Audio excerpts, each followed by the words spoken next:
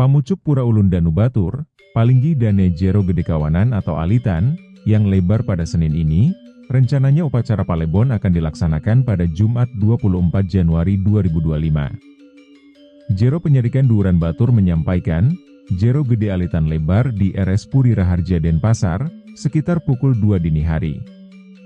Layon sudah dibawa ke Desa Adat Batur, dan disemayamkan di Puri Kawanan Desa Adat Batur, yang merupakan rumah jabatan Jero Gede Alitan.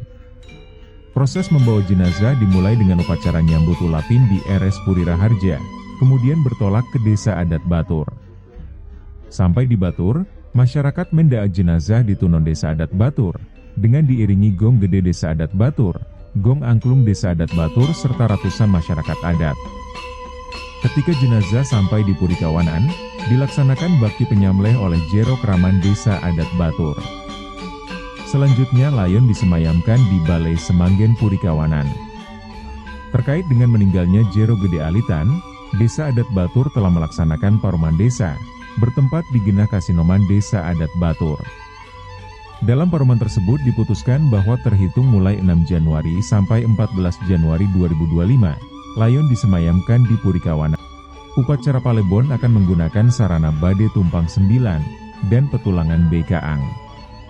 Palinggi Dane Jero Gede Batur Alitan berpulang di usia 89 tahun.